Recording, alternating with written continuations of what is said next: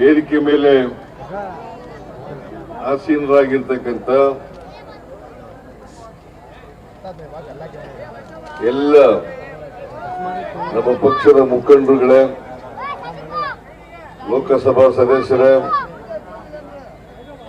ರಾಜ್ಯಸಭಾ ಸದಸ್ಯರೇ, ಶಾಸಕ ಮಿತ್ರರೇ, ನನ್ನ ಸಹೋದ್ಯೋಗಿ ಮಿತ್ರರಾದಂಥ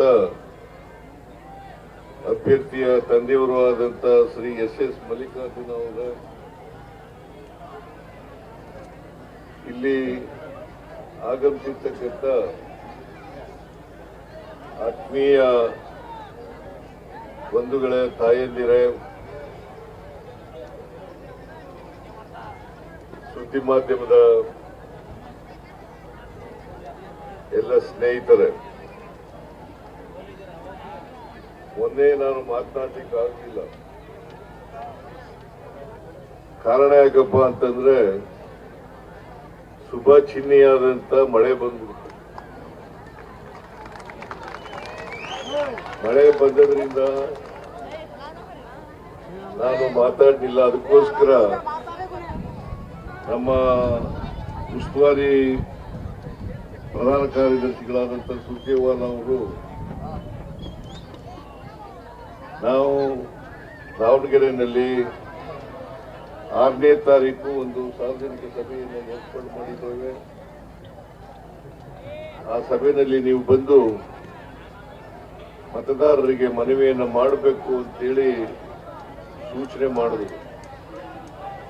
ಹಾಗಾಗಿ ಈ ಸಭೆಯನ್ನ ಏರ್ಪಾಡು ಮಾಡಿರ್ತಕ್ಕಂಥದ್ದು.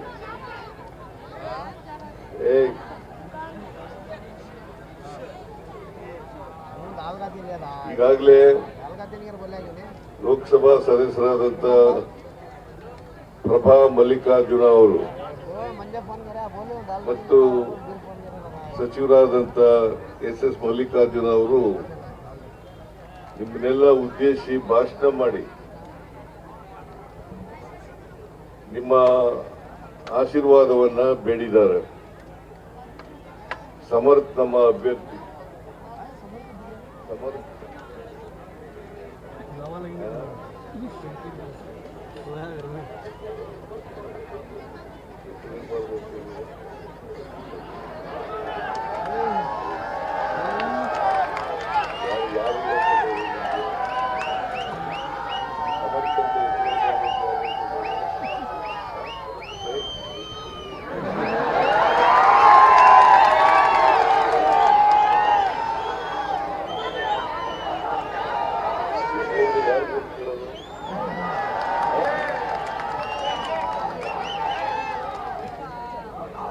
ಸಲೀಂ ಅಹಮದ್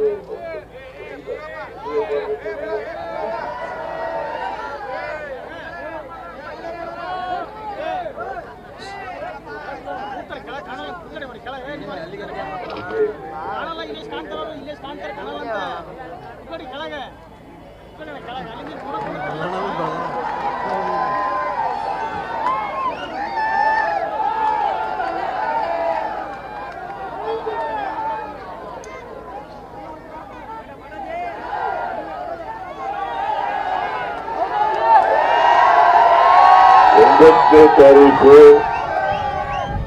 ಕೇಳ್ರಿ, 9ನೇ ತಾರೀಕು ಉಪಚುನಾವಣೆ ನಡೀತಾ ಇದೆ.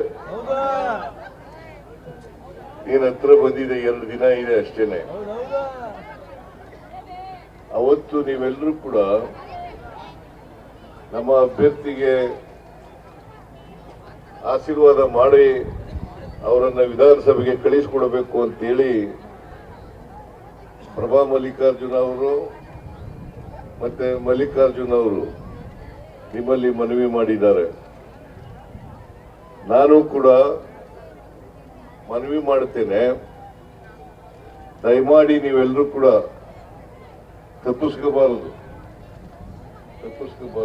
ಯಾಕಂತಂದ್ರೆ ಈ ವೋಟ್ ಇದೆಯಲ್ಲ, ಹಕ್ಕಿದೆಯಲ್ಲ, ಸಂವಿಧಾನಬದ್ಧವಾಗಿ ಕೊಟ್ಟಿರ್ತಕ್ಕಂಥ ಹಕ್ಕು. ಈ ಹಕ್ಕನ್ನು ಚಲಾಯಿಸ್ತಕ್ಕಂಥದ್ದು ಪ್ರತಿಯೊಬ್ಬರ ಕರ್ತವ್ಯ. ಅದಕ್ಕೋಸ್ಕರ ನೀವೆಲ್ಲರೂ ಕೂಡ ಮತಗಟ್ಟೆಗೆ ಹೋಗ್ಬೇಕು. ನಮ್ಮ ಅಭ್ಯರ್ಥಿ 3ನೇ ನಂಬರು ಮೂರನೇ ನಂಬರು ಅವರ ಚಿಹ್ನೆ ಹಸ್ತ. ಕಾಂಗ್ರೆಸ್ ಚಿಹ್ನೆ ಹಸ್ತ. ಹಸ್ತಕ್ಕೆ ತಾವೆಲ್ಲ ಮತ ಹಾಕಿ ಸಮರ್ಥ ಅವರನ್ನ ವಿಧಾನಸಭೆಗೆ ಕಳಿಸಿಕೊಡ್ಬೇಕು ಅಂತೇಳಿ ನಾನು ಕೂಡ ನಿಮ್ಮಲ್ಲಿ ಪ್ರಾರ್ಥನೆಯನ್ನ ಮಾಡ್ತೇನೆ. ಯಾಕೆ ಕಾಂಗ್ರೆಸ್ಸಿಗೆ ಮತ ಹಾಕಬೇಕು? ಈ ಉಪಚುನಾವಣೆ ಯಾಕೆ ಬಂದಿದೆ? ಈ ಉಪಚುನಾವಣೆ ಬಂದದ್ದು ಕಳೆದ ವಿಧಾನಸಭಾ ಚುನಾವಣೆಯಲ್ಲಿ ನೀವೆಲ್ಲ ಹಿರಿಯರಾದಂತ ಶ್ಯಾಮನೂರು ಶಿವಶಂಕರಪ್ಪನವರಿಗೆ ದೊಡ್ಡ ಅಂತರದಲ್ಲಿ ಗೆಲ್ಲಿಸಿ ಅವರು ದುರ್ದೈವ ಇನ್ನೂ ಮೂರು ವರ್ಷ ತುಂಬಕ್ಕೂ ಮುಂಚಿತವಾಗಿ ದೈವಾಧೀನರಾದರು. ನಮ್ಮ ಸರ್ಕಾರ ಇನ್ನ 2 ವರ್ಷ ಇರ್ತದೆ. ಶ್ಯಾಮನೂರು ಶಿವಶಂಕರಪ್ಪನವರ ಅವಧಿ ಇನ್ನ 2 ವರ್ಷ ಇರ್ತದೆ. ಈ ಅವಧಿಗೆ ಖಾಲಿ ಬಿಡಕ್ಕಾಗಲ್ಲ, ಸಂವಿಧಾನದ ಪ್ರಕಾರ ಖಾಲಿ ಬಿಡಕ್ಕಾಗಲ್ಲ. ಅದಕ್ಕೆ ಭರ್ತಿ ಮಾಡ್ಲಿಕ್ಕೋಸ್ಕರವಾಗಿ ಅವರ ಸ್ಥಾನಕ್ಕೆ ಸಮರ್ಥ ಅವರನ್ನ ಅಭ್ಯರ್ಥಿಯರನ್ನಾಗಿ ಮಾಡಿದ್ದೇವೆ. ಹಾಗಾಗಿ ಉಪಚುನಾವಣೆ ಬಂದಿದೆ. ಈ ಉಪಚುನಾವಣೆಯಲ್ಲಿ ಶ್ಯಾಮನೂರು ಶಿವಶಂಕರಪ್ಪನವ್ರ ಜಾಗ ಭರ್ತಿ ಮಾಡೋದು ಮತ್ತೆ ನಮ್ಮ ಸರ್ಕಾರ ಇರ್ತಕ್ಕಂಥದ್ದು ರಾಜ್ಯದಲ್ಲಿ ಕಾಂಗ್ರೆಸ್ ಸರ್ಕಾರ ಇರ್ತಕ್ಕಂಥದ್ದು ಬಿಜೆಪಿ ಸರ್ಕಾರ ಅಲ್ಲ. ಇದನ್ನ ನೀವು ಅರ್ಥ ಮಾಡ್ಕೋಬೇಕಾಗ್ತದೆ. ಶ್ಯಾಮನೂರು ಶಿವಶಂಕರಪ್ಪನವರು ಏನೇನು ಕೆಲಸಗಳನ್ನ ಮಾಡಿದ್ರು ದಕ್ಷಿಣ ವಿಧಾನಸಭಾ ಕ್ಷೇತ್ರಕ್ಕೆ, ದಾವಣಗೆರೆ ದಕ್ಷಿಣ ವಿಧಾನಸಭಾ ಕ್ಷೇತ್ರಕ್ಕೆ, ಅವೆಲ್ಲ ಮುಂದುವರಿಬೇಕಾದ್ರೆ, ಅವೆಲ್ಲ ಸುಗಮವಾಗಿ ನಡೀಬೇಕಾದ್ರೆ ಯಾರು ನಿಮ್ಮ ಪ್ರತಿನಿಧಿ ಆಗಬೇಕು? ಇದು ಬಹಳ ಮುಖ್ಯ. ನಿಮ್ಮ ಪ್ರತಿನಿಧಿ ಶ್ಯಾಮನೂರು ಶಿವಶಂಕರಪ್ಪನವರ ಮೊಮ್ಮಗ ಆದ್ರೆ ಇವೆಲ್ಲ ಕೆಲಸಗಳನ್ನ ಮುಂದುವರಿಸಲಿಕ್ಕೆ ಸಾಧ್ಯ ಆಗ್ತದೆ ಅಂತಕ್ಕಂಥದ್ದನ್ನ ನಾವೆಲ್ಲರೂ ಕೂಡ ಅರ್ಥ ಮಾಡ್ಕೊಂಡಿದ್ದೀರಿ ಅಂತಕ್ಕಂಥದ್ದು ನನ್ನ ಭಾವನೆ. ಶ್ಯಾಮನೂರು ಶಿವಶಂಕರಪ್ಪನವರು 4 ಬಾರಿ ಶಾಸಕರಾಗಿದ್ದಾರೆ, 5 ಬಾರಿ, ಒಟ್ಟು 6 ಇಲ್ಲಿ ಈ ಕ್ಷೇತ್ರದಲ್ಲಿ.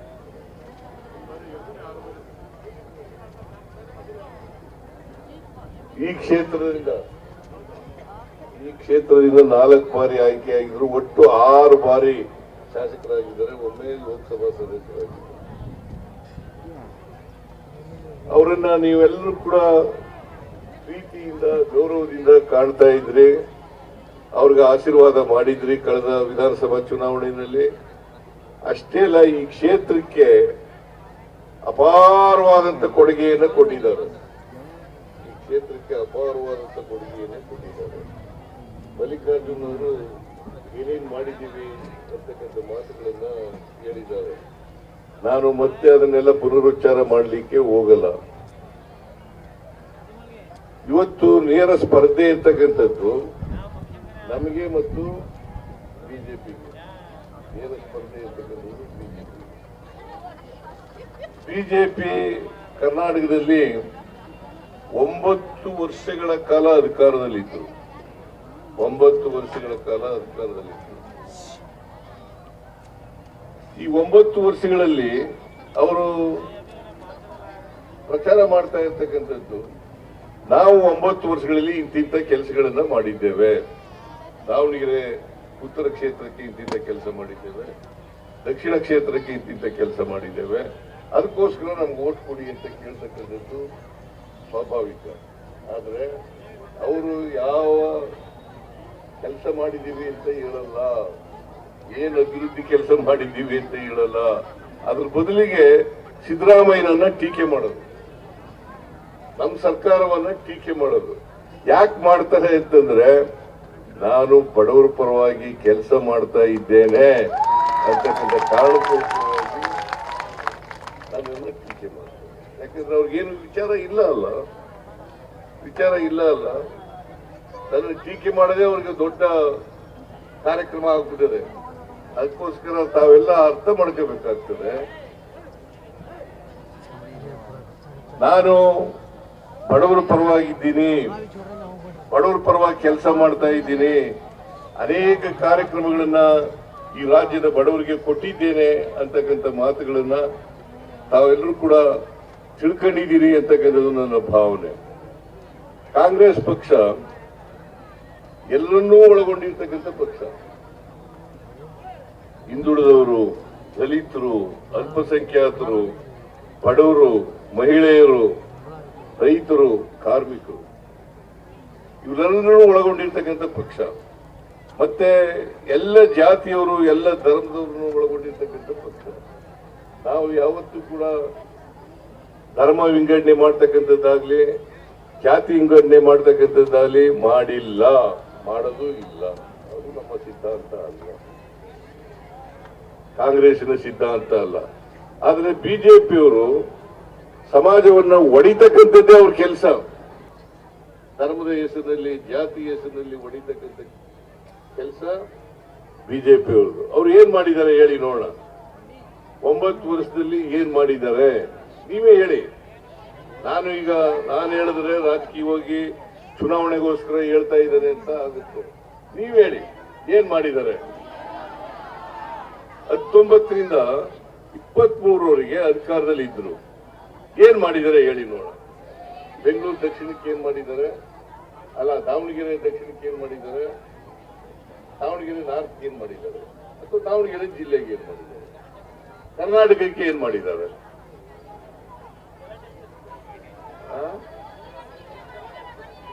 ಅವರು ಹಿಂದೆ ಹಿಂದೂ ಮುಸಲ್ಮಾನರು ಗಲಾಟೆ ಮಾಡಿಸದೆ ಅವರಿಗೆ ಅವರ ಸಿದ್ಧಾಂತ ಏನಪ್ಪಾ ಅಂತಂದ್ರೆ ಜಾತಿ ಧರ್ಮಗಳನ್ನು ಒಡಿತಕ್ಕಂಥದ್ದೇ, ಧರ್ಮದ ಹೆಸರಿನಲ್ಲಿ ಜಾತಿ ಹೆಸರಿನಲ್ಲಿ ಓಟ್ ತಗೊಂಡು ಅಧಿಕಾರಕ್ಕೆ ಬರ್ತಕ್ಕಂಥದ್ದೇ ಅವರು.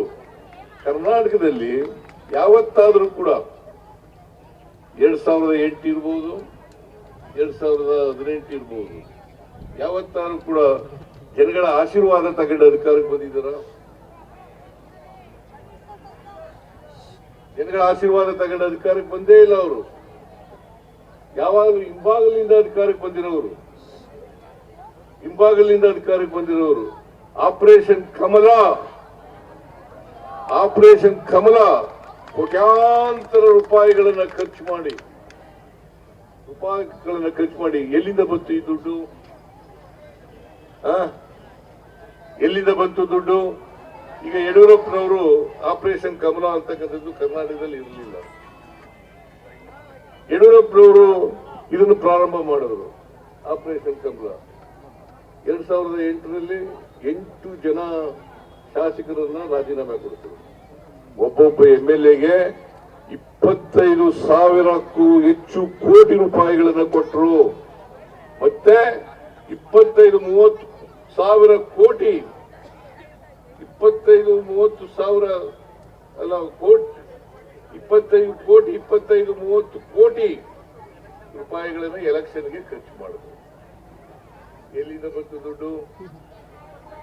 ಎಲ್ಲಿಂದ ಬಂತು? ಬಹಳ ಸಾಚಾಗಳ ತರ ಮಾತಾಡ್ತಾರೆ ಯಡಿಯೂರಪ್ಪನವರು. ಸಿದ್ದರಾಮಯ್ಯನವರು ಸರ್ಕಾರ ಲೂಟಿ ಹೊಡೆಯುತ್ತಾ ಇದೆ. ಯಾರು ಹೇಳೋದು ಇದನ್ನ? ಮಿಸ್ಟರ್ ಯಡಿಯೂರಪ್ಪ, ನಾಚಿಕೆ ಆಗಲ್ಲ ನಿಮಗೆ? ಮಾನ ಮರ್ಯಾದೆ ಏನಾದ್ರು ಇಲ್ವ? ಒಮ್ಮೆ ನೀವು ಮುಖ್ಯಮಂತ್ರಿ ಆಗಿರುವಾಗ ನಿಮ್ ಬಗರ ಬಗ್ಗೆ, ನಿಮ್ ಬಗ್ಗೆ ಬಸವನಗೌಡ ಯತ್ನಾಳ್ ಏನ್ ಹೇಳಿದ್ದಾರೆ ಅಂತಕ್ಕಂಥದನ್ನ ಜ್ಞಾಪಕ ಮಾಡ್ಕೊಳ್ಳಿ. 25,000 ಕೋಟಿ ರೂಪಾಯಿಗಳನ್ನ ಯಡಿಯೂರಪ್ಪ ಮತ್ತು ಅವ್ರ ಮಗ ಒಡೆದು ಬಿಟ್ಟಿದ್ದಾರೆ. ಯಾರೋ ಹೇಳಿರೋದು? ಬಿಜೆಪಿಯ ಕೇಂದ್ರದ ಮಂತ್ರಿಯಾಗಿದ್ದಂತ ಬಸವನಗೌಡ ಯತ್ನಾಳ್ ಇದನ್ನ ನಂಬ್ಕೋಬಹುದಲ್ವಾ? ಅವ್ರ ಪಾರ್ಟಿಯವರೇ ಹೇಳಿರೋದು. ನಾನು ಹೇಳಿದ್ರೆ ನಂಬ್ಕೋಬಾರ್ದು, ಅಥವಾ ಮಲ್ಲಿಕಾರ್ಜುನ ಹೇಳಿದ್ರೆ ನಂಬ್ಕೋಬಾರ್ದು, ಪ್ರಭಾ ಮಲ್ಲಿಕಾರ್ಜುನ ಹೇಳಿದ್ರೆ ನಂಬ್ಕೋಬಾರ್ದು. ಇವರು ಹೇಳಿರ್ತಕ್ಕಂಥದ್ದು ಬಿಜೆಪಿಯ ಬಸವನಗೌಡ ಯತ್ನಾಳ್. ಇವರು ಕಡು ಭ್ರಷ್ಟರು ಇವರು. ನನ್ನ ಬಗ್ಗೆ ಹೇಳ್ಕೊಂಡು ತಿರುಗಾಡ್ತಾರೆ, ಕಡು ಭ್ರಷ್ಟರು ಇವರು. ಬಿಜೆಪಿಯವರು ಇದಾರಲ್ಲ, ಅವ್ರಿಗೆ ಯಾವುದೇ ನೀತಿ ನಿಯಮ ಮಾನ ಮರ್ಯಾದೆ ಏನೂ ಇಲ್ಲ. ಬಸವನಗೌಡ ಯತ್ನಾಳ್ ಅವ್ರನ್ನ ಎಕ್ಸ್ಪೆಲ್ ಮಾಡಿದ್ದಾರೆ, ಪಕ್ಷದಿಂದ ಅಮಾನತ್ ಮಾಡಿದ್ದಾರೆ. ಅವ್ರನ್ನ ಕರ್ಕೊಂಡು ಬಾಗಲಕೋಟೆಯಲ್ಲಿ ಕ್ಯಾನ್ವಾಸ್ ಮಾಡಿಸ್ತಾರೆ. ಇವ್ರಿಗೆ ಎಷ್ಟ ಹೀನಾಯ ಸ್ಥಿತಿಗೆ ಬಂತು ಭಾರತೀಯ ಜನತಾ ಪಕ್ಷ ಅಂತಂದ್ರೆ ಹೇಳಲಿಕ್ಕಾಗಲ್ಲ. ಎಂಥ ಹೀನಾಯ ಪರಿಸ್ಥಿತಿ ಬಂತು.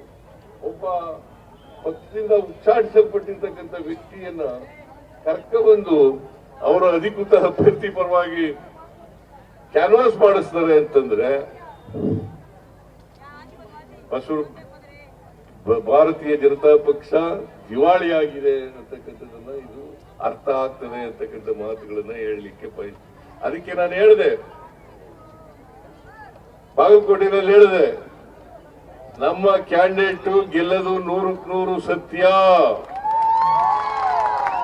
ಪೂರ್ವದಲ್ಲಿ ಸೂರ್ಯ ಹುಟ್ಟದು ಎಷ್ಟು ಸತ್ಯನೋ ಅಷ್ಟೇ ಸತ್ಯ ತಮ್ಮ ಕ್ಯಾಂಡಿಡೇಟ್ ಗೆಲ್ತಾರೆ ಅಂತಕ್ಕಂಥದ್ದು ಸತ್ಯ.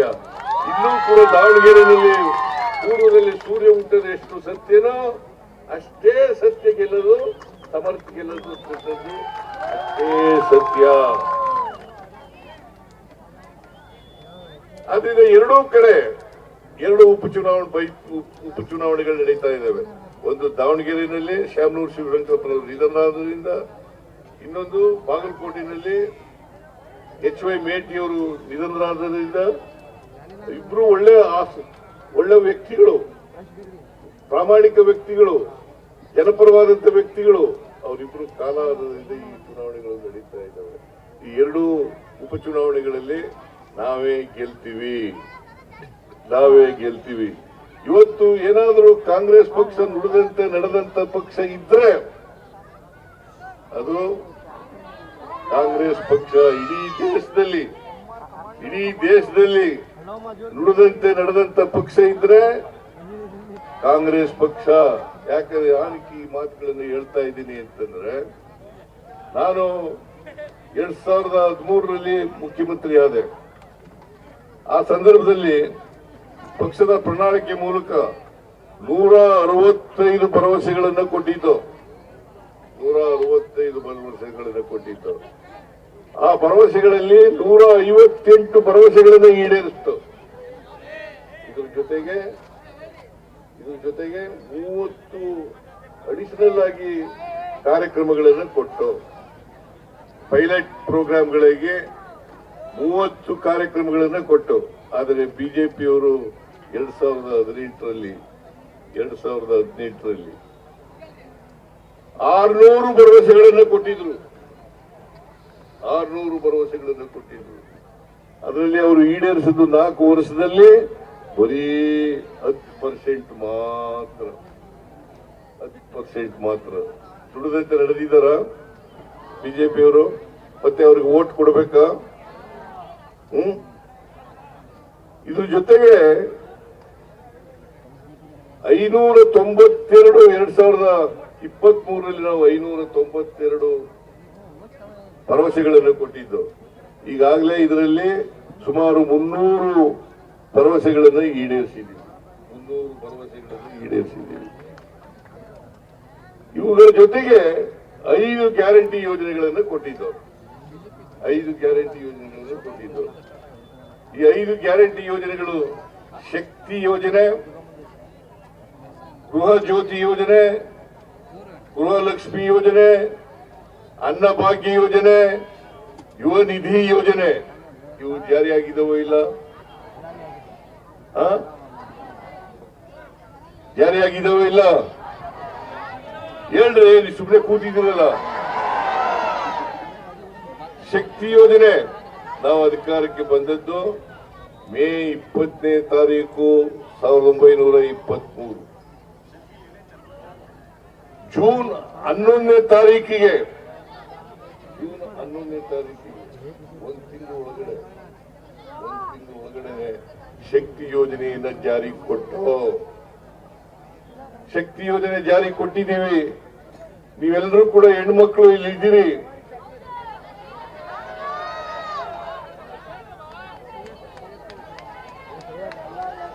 ಬಸ್ನಲ್ಲಿ ಫ್ರೀಯಾಗಿ ತಿರುಗಾಡ್ತಾ ಇದ್ದೀರಾ ಇಲ್ಲ? ಯಾಕೆ ಬಿಜೆಪಿಯವರು ಮಾಡಲಿಲ್ಲ ಈ ಕಾರ್ಯಕ್ರಮನ? ಅಥವಾ ಯಾವ್ದಾದ್ರು ರಾಜ್ಯದಲ್ಲಿ ಮಾಡಿದಾರ? ಯಾವ್ದಾದ್ರು ರಾಜ್ಯದಲ್ಲಿ ಮಾಡಿದಾರ? ಬಿಜೆಪಿ ಅನೇಕ ರಾಜ್ಯಗಳಲ್ಲಿ ಅಧಿಕಾರದಲ್ಲಿದೆ, ಕೇಂದ್ರದಲ್ಲಿ ಅಧಿಕಾರದಲ್ಲಿದೆ. ಮಾಡಿದಾರ? ಮಾಡಿಲ್ಲ. ಅದ್ರ ಬದಲು ಏನ್ ಮಾಡ್ತಾ ಇದ್ದಾರೆ? ವಿರೋಧ ಮಾಡ್ತಾ ಇದ್ದಾರೆ. ಯಾರು ವಿರೋಧ ಮಾಡೋದವ್ರು ಗೊತ್ತಾ ನಿಮ್ಗೆ? ರಾಜಸ್ಥಾನದಲ್ಲಿ ಈ ಗ್ಯಾರಂಟಿ ಯೋಜನೆಗಳನ್ನ ನಾವು ಘೋಷಣೆ ಮಾಡಿದಾಗ ವಿರೋಧ ಮಾಡಿದವರು ಈ ದೇಶದ ಪ್ರಧಾನಿ ನರೇಂದ್ರ ಮೋದಿಯವರು. ನರೇಂದ್ರ ಮೋದಿಯವರು ಏನಂತ ಹೇಳಿದ್ರು ಗೊತ್ತು? ರಾಜಸ್ಥಾನದಲ್ಲಿ ಈ ಗ್ಯಾರಂಟಿ ಯೋಜನೆಗಳನ್ನ ಜಾರಿ ಮಾಡಲಿಕ್ಕೆ ಸಾಧ್ಯ ಇಲ್ಲ, ಅಪಾರವಾದಂತ ದುಡ್ಡು ಬೇಕು, ಕರ್ನಾಟಕ ರಾಜ್ಯ ಆರ್ಥಿಕವಾಗಿ ದಿವಾಳಿ ಆಗುತ್ತದೆ, ಮಾಡ್ಲಿಕ್ಕೆ ಸಾಧ್ಯನೇ ಇಲ್ಲ ಅಂತ ಹೇಳಿದ್ರು. ನಾನು ಹೇಳಿದ್ರೆ ಹೇಳ್ಕೊಳ್ಳಿ ಅಂತ ಉತ್ತರ ಕೊಡಕ್ ಹೋಗಲಿಲ್ಲ. ಆದ್ರೆ ಈ ಗ್ಯಾರಂಟಿ ಯೋಜನೆಗಳನ್ನ 1 ವರ್ಷ ಮುಗಿಯೋದ್ರೊಳಗಡೆ ಎಲ್ಲ ಗ್ಯಾರಂಟಿ ಯೋಜನೆಗಳನ್ನ ಜಾರಿ ಮಾಡಿದೀವೋ ಇಲ್ಲ? ಜೂನ್ ತಿಂಗಳಲ್ಲಿ ಶಕ್ತಿ ಯೋಜನೆ, ಜುಲೈ ತಿಂಗಳಲ್ಲಿ ಗೃಹ ಜ್ಯೋತಿ ಮತ್ತು ಅನ್ನಭಾಗ್ಯ ಕಾರ್ಯಕ್ರಮ, ಆಗಸ್ಟ್ ತಿಂಗಳಲ್ಲಿ ಗೃಹಲಕ್ಷ್ಮಿ, ಜನವರಿ ತಿಂಗಳಲ್ಲಿ ಯುವ ನಿಧಿ ಕಾರ್ಯಕ್ರಮ ಶಿವಮೊಗ್ಗದಲ್ಲಿ, ಮೈಸೂರಿನಲ್ಲಿ ಇದನ್ನ ಜಾರಿ ಕೊಟ್ಟದ್ದು ರಾಹುಲ್ ಗಾಂಧಿ ಅವರು ಬಂದಿದ್ರು, ಮಲ್ಲಿಕಾರ್ಜುನ ಖರ್ಗೆ ಅವರು ಬಂದಿದ್ರು, ನಾನು, ಡಿ.ಕೆ. ಶಿವಕುಮಾರ್ ಮತ್ತೆ ನಮ್ಮ ಪ್ರಧಾನ ಕಾರ್ಯದರ್ಶಿಗಳು ಸುರ್ಜೇವಾಲಾ ಅವರೆಲ್ಲರೂ ಕೂಡ ಒಟ್ಟಿಗೆ ನಾವು ಜಾರಿ ಮಾಡೋದು. ಅವ್ರು ಯಾಕೆ ಬಿಜೆಪಿ ಅವ್ರು ಮಾಡಲಿಲ್ಲ? ಈ ಸಾಲ ಕೊಡ್ತಾ ಇದ್ರಲ್ಲ, ಯಾಕೆ ಮಾಡಲಿಲ್ಲ? ಮತ್ತೆ ಈ ಕಾರ್ಯಕ್ರಮಗಳಲ್ಲಿ ಮಧ್ಯವರ್ತಿಗಳಿಲ್ಲ, ನೇರವಾಗಿ ಫಲಾನುಭವಿಗಳ ಅಕೌಂಟ್ಗಳಿಗೆ ದುಡ್ಡನ್ನು ಕಳಿಸ್ತಕ್ಕಂಥದ್ದು. ನೀವು ಯಾರಾದ್ರೂ ಲಂಚ ಕೊಡ್ತೀರಾ? ಮಧ್ಯವರ್ತಿಗಳಿದಾರ? ಮಧ್ಯವರ್ತಿಗಳಿಲ್ಲ, ಲಂಚ ಇಲ್ಲ, ಕಮಿಷನ್ ಇಲ್ಲ. ಇದನ್ನ ಮಾಡಿದವರು ಯಾರು? 5 ಗ್ಯಾರಂಟಿ ಯೋಜನೆಗಳನ್ನು ಕೂಡ ಜಾರಿ ಮಾಡಿದ್ದೀವಿ. ಮೋದಿಯವರು ಹೇಳಿದ್ರು, ಮೋದಿಯವರು 2014ರಲ್ಲಿ ಪ್ರಧಾನಮಂತ್ರಿ ಆದರು. ಆ ಸಂದರ್ಭದಲ್ಲಿ ಹೇಳಿದ್ರು, ಅಚ್ಚೇ ದಿನ ಆಯೇಗ, ದಿನ ಆಯೇಗ. ಬಂತ? ಒಳ್ಳೆ ದಿನ ಬಂತ ನಿಮ್ಗೆಲ್ಲ? ಇನ್ನು ಸಮಸ್ಯೆಗಳು ಜಾಸ್ತಿ ಮಾಡಿದ್ದಾರೆ. ನಿಮಗೆ ಪೆಟ್ರೋಲ್ ಡೀಸೆಲ್ ಬೆಲೆ ಏನಾಗಿದೆ ಗೊತ್ತಾ? ಗ್ಯಾಸ್ ಬೆಲೆ ಎಷ್ಟಾಗಿದೆ ಗೊತ್ತಾ? 414 ರೂಪಾಯಿ ಇತ್ತು ಮೋದಿಯವರು ಬಂದಾಗ ಗ್ಯಾಸ್ ಬೆಲೆ. ನೀವು ಗೊತ್ತಿಲ್ಲಮ್ಮ? 414 ರೂಪಾಯಿ. ಇವತ್ತು 950 ರೂಪಾಯಿ ಅಥವಾ 1,000 ರೂಪಾಯಿ.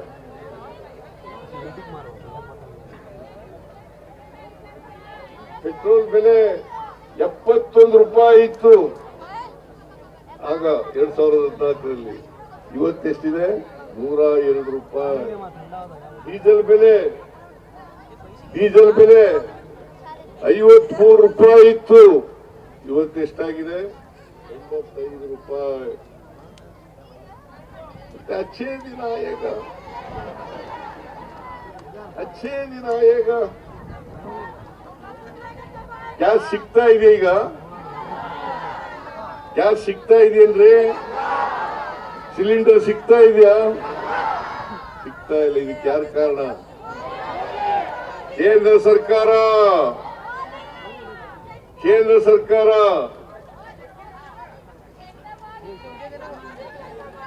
ನರೇಂದ್ರ ಮೋದಿಯವರ ಕಾರಣ.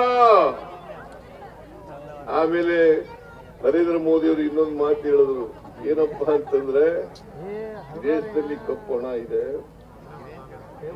ಆ ಕಪ್ಪು ಹಣ ತಗೊಬಂದ್ಬಿಟ್ಟು ಎಲ್ಲ ಕುಟುಂಬಗಳಿಗೆ 15 ಲಕ್ಷ 15 ಲಕ್ಷ 15 ಲಕ್ಷ ಕೊಟ್ಬಿಡ್ತೀನಿ ಅಂತ ಹೇಳಿದ್ರು. ಹಾಕಿದ್ರ ₹1 ಹಾಕಿದ್ರ?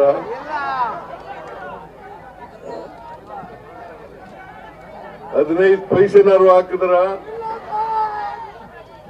15 ಪೈಸೆ.